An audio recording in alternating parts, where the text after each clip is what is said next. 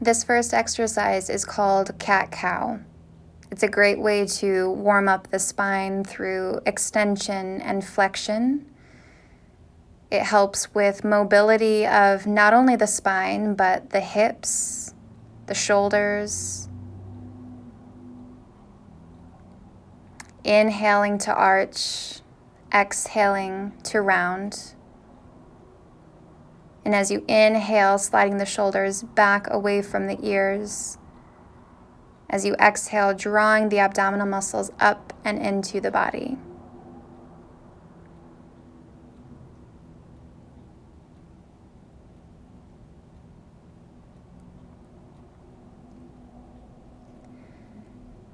The second exercise we're going to go into is called lion drinking water. You turn your fingertips to face each other, your elbows pointing out, and it feels very much like cat-cow in the movement of the spine. There's still an arch and a rounding or extension and flexion of the spine.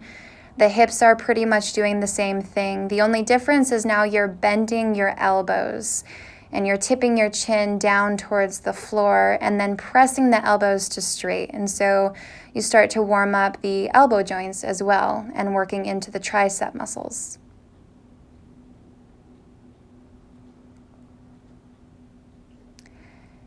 The next exercise is thread the needle.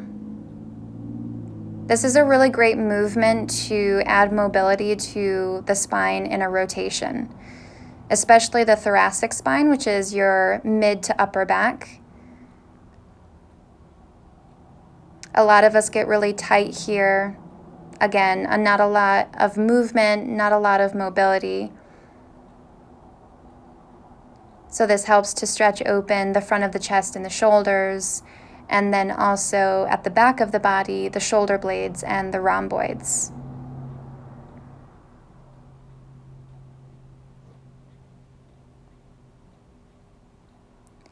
Twisting is a really good way to activate your oblique muscles of your abdominals in both the strength and stretching aspect.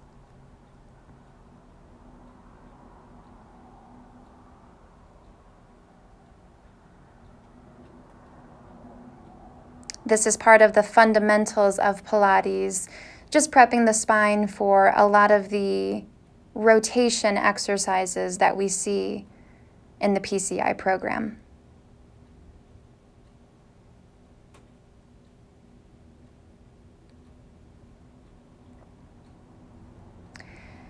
Next up is prep for long stretch. If you're familiar with Pilates and using the equipment, there's an exercise on the reformer that is called long stretch, where you maintain a plank position, your hips are neutral, your spine is neutral, and you are pretty much swinging your arms inside of the shoulder sockets to press the carriage out and in. So this is a preparatory exercise for that exercise on the reformer, in which to focus on maintaining hip and spine neutrality or stability.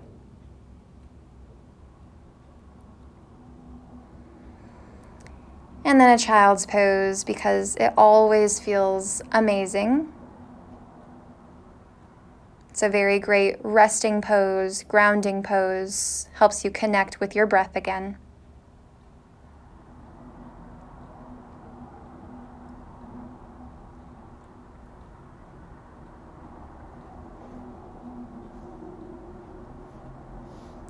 Moving on to a seated position for alternate side bends.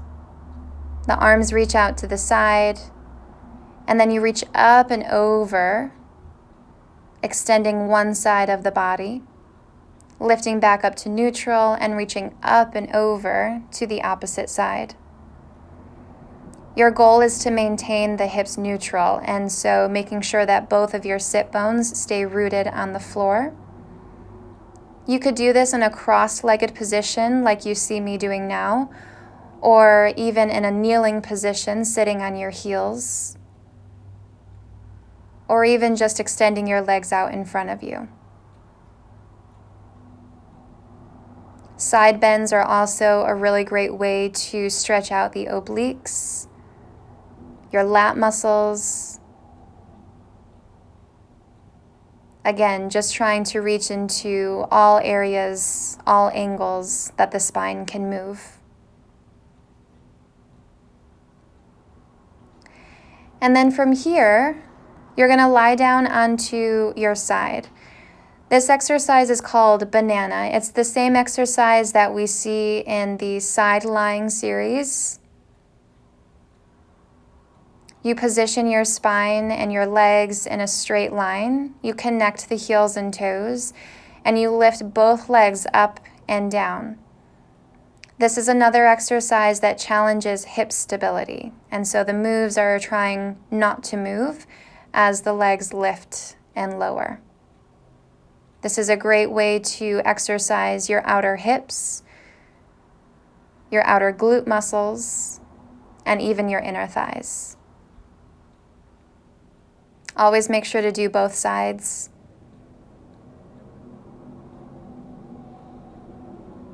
Noticing the difference from side to side.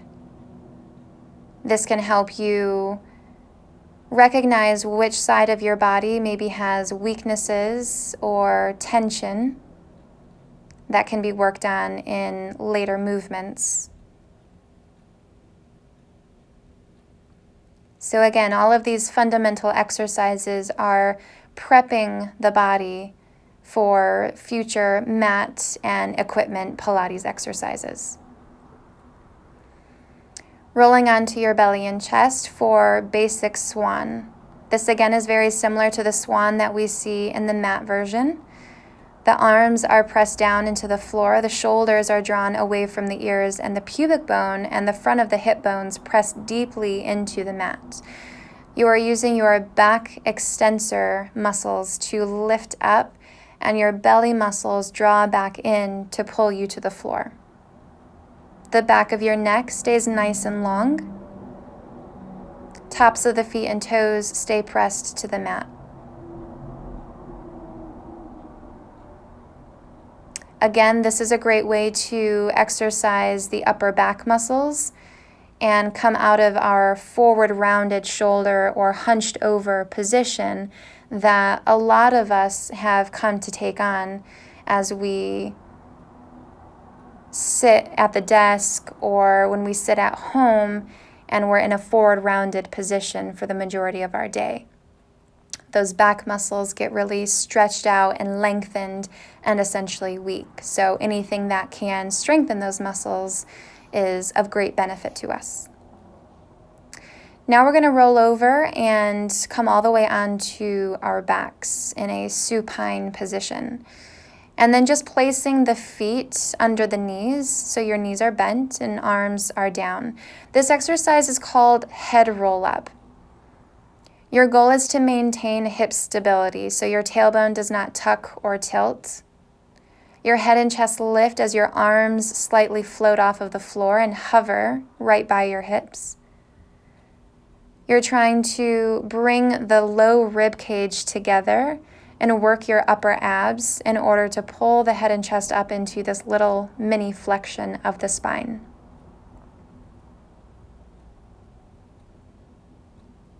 Traditionally, we inhale to prepare and exhale to head roll up and curl.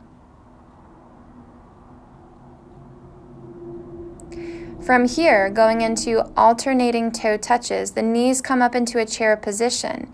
You alternate as one toe or one foot reaches down to the floor, and then that knee pulls back up. Again, the goal is to maintain hip stability, the shoulders pressing back into the mat, using your pelvic floor muscles to pull the knee back up and over the hip joint.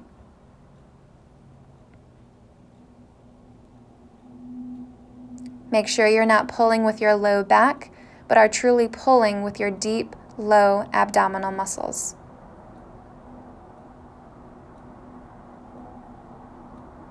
And then hugging your knees can always feel really good there. Setting your feet back to the mat, lifting slightly on your heels so your toes are on the floor. These are called knee sways. And these just again challenge that rotation of the spine. Your oblique muscles are working here, internal and external. Your arms are out to the sides, trying to keep both shoulder blades planted firmly to the mat as the knees twist from side to side. Make sure the inner thighs are squeezed together so the legs stay together as they swift or sway from side to side.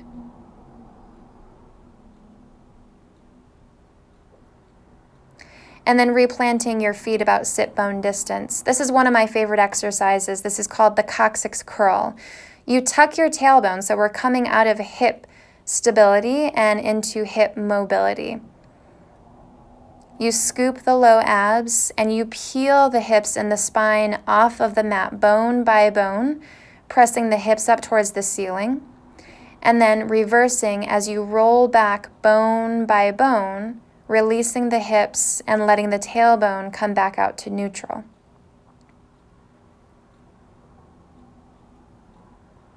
This usually feels really good on the low back. It helps to stretch out the low back muscles.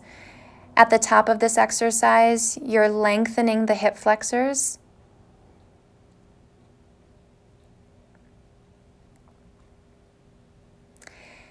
And then next we're going to go into an exercise called Escalator. This one means that your hips actually stay neutral as you lift the hips up. There's no tucking, there's no rounding.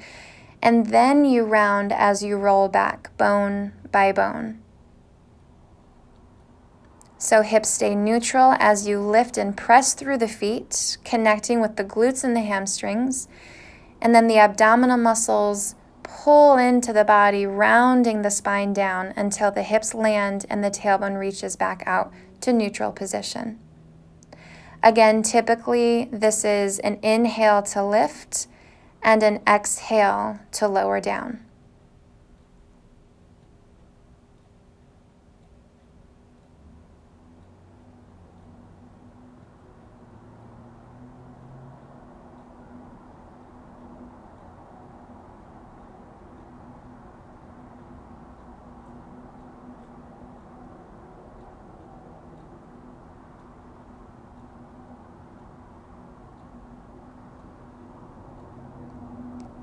Make sure that your gaze stays on the ceiling, your shoulders stay drawn back,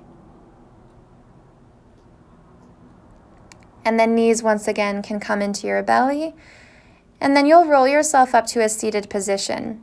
So legs extend out in front of you, toes are pointed, your hands come behind the body. This exercise is called Hammock. This is a really, really great way to get flexion and extension of the spine. You reach the hips up, you squeeze the glutes and the hamstrings, opening the chest and the shoulders, and then rolling back down. And then scooping again. It's kind of that same tuck of the tailbone that you just did previously, and then rolling back down the spine. You might also feel a really good bicep stretch on the front of the arm. And then let's finish with a forward fold.